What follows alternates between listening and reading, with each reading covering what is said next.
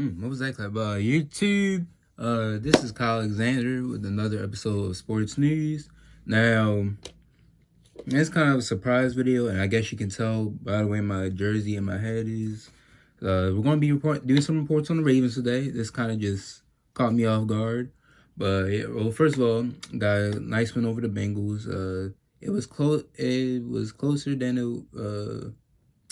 it's going to look, the game's going to look closer based off the score, but for me and us, the offense only gave up, the defense really only gave up a field goal because they got the touchdown off the opening kickoff, and they didn't score till like the last play of the game, but or like the last drive of the game. But speaking of that, Lamar Jackson became the first QB to pass for 200 yards and rush for 150, and was also the first quarterback nominated for the FedEx Ground Player of the Week. Of course, I voted for him. Yeah, so that's news for Lamar. Now, Ravens, it's been rough on the defense, man. Getting attacked by the Chiefs, aerial attack, losing most of our secondary. We just look depleted. We just look lost. We're like, man, we need to bring in some help. So, the fans, of course, including me, we're all like, get Jalen Ramsey. Get Jalen Ramsey. Didn't work out. Jaguars don't want to trade him. But we did get a corner. He's not Jalen Ramsey, but he is a pretty good corner. I just found out today, Ravens have traded Kenny Young and the undisclosed 2020 draft pick for cornerback Marcus Peters of the Los Angeles Rams. Almost said St. Louis. But, yeah. Yeah, I'm not even going to lie. But when I first saw this trade, I was like, yes, we got a corner. But I'm like, I don't know, because it looked like he'd be getting burned on a lot of plays.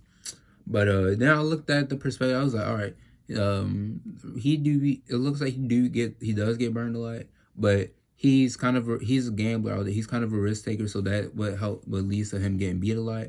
Then also, I'm like, he has crazy interceptions. He gets crazy, good interception numbers. He can tackle, and another thing is, what's the name? Excuse me. But we're gonna have Marlon Humphrey on the number 1 receiver. So if we put Peters on the number 2 receiver, that should help to his production level. And this is Peters' contract year, so I don't know. Should we? Honestly, I would say Marcus Peters is 26, so yeah, I would say sign him and then trade Jimmy Smith. Listen, I like Jimmy Smith. I like what he was able to do with the Ravens, but he can't stay on the field. He just hurt a lot. So we need to, I would say, try to get something for him. Maybe a pass rusher or a draft pick that could lead to a pass rusher. But I like this pick from this Marcus Peters pickup. Plus, he's a lengthy corner, so he can knock the ball out. And him playing opposite of Marlon Humphrey, the most underrated cornerback in the league, this will definitely help our secondary out a lot. Now, another thing that will help out our secondary, the move that we did after losing Tony Jefferson for the year and just placed Deshaun Elliott on injured reserve, which I'm mad about because I like Deshaun Elliott coming out of Texas. I saw I'm like, man, this guy's pretty good. And I saw Ravens, I'm like, all right, I like him.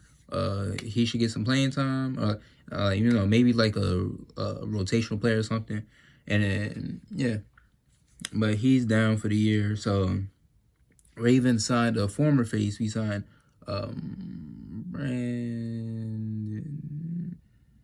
Bennett Jackson. All right. I keep thinking of Brandon Copeland. I don't know why. Pretty sure he's like a linebacker for the Jets or something. But Ravens signed Bennett Jackson off the Giants practice squad. He's a safety.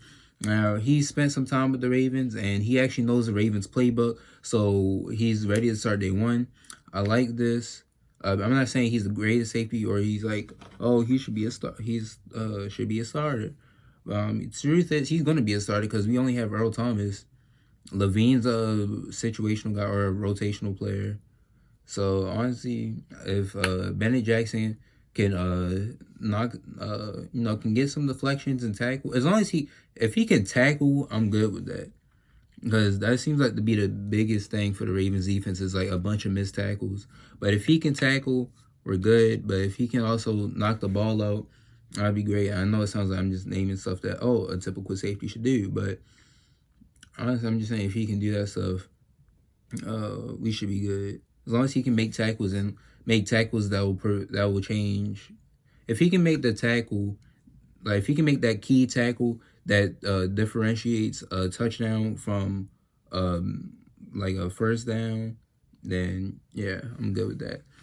So yeah, that is it for this video. Honestly, I know short video, but I'm just glad with these Ravens pickups. Oh, another thing, since we got those two players, somebody said I remember I'll look through the comments on the Ravens post about the trade, and somebody said we should get Eric Berry. Honestly, that would be a good pickup, but I think we need to get Zach Brown after my Eagles release him. Yes, I've said this time and time again, I'm a Ravens and Eagles fan. And everybody's saying, Kyle, how can you like two different teams like this? Like, I can't. All right, easy.